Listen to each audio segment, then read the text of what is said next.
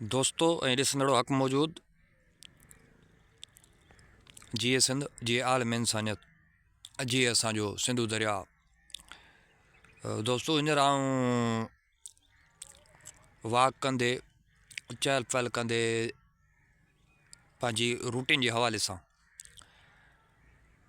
साह पटण जे लाइ हिकु हंधि सेवण बचाव बंद वटि वेठो आहियां, जिथे मुंहिंजी नज़र हिन थोड़ा ते पई जंहिंजी वाढी कई वई आहे। उन्हनि वाढी कंदड़ कातुलनि जे लाइ मुंहिंजे दिलि में ख़्यालु आयो त हिकु पैगाम रखिजे, छाकाणि त जेके बि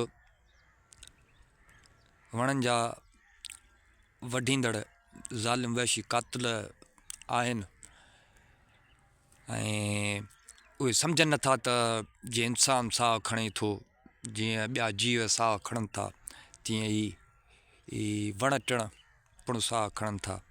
हिते मूंखे कंहिं शाइर जूं सिटूं यादि पयूं अचनि, जंहिंजो अक्स मूं हिन थुड़ में ॾिठो आहे। तव्हां मुंहिंजे वजूद जी वाढी त करे सघो था, मुंहिंजी टारियुनि जी त वाढी करे सघो था, त पर फितरत जेको मुंहिंजो मुक़दर लिखियो आहे त आउं थोरो बि बाक़ी रहंदुसि त मूं मंझां हिकु नयूं शाखूं निकिरंदियूं, हिकु नवां जनम थींदा। उनजो मिसाल हीअ आहे त हिन वढियल थुड़ मां हिकु नई जीवित, हिकु नओं जीवदान जनम पियो थो वठे।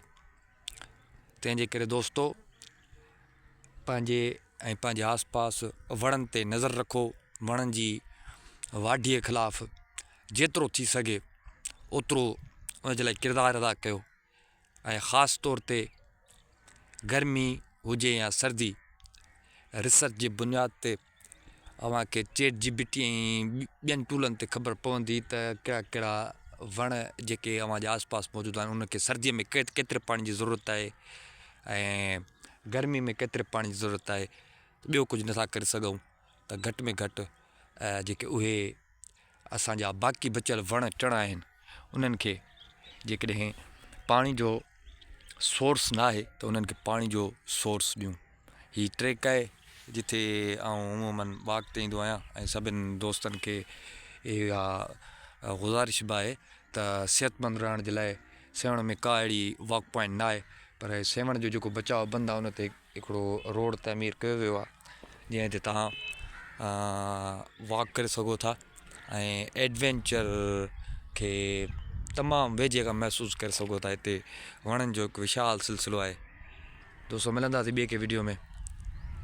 जी एस एन।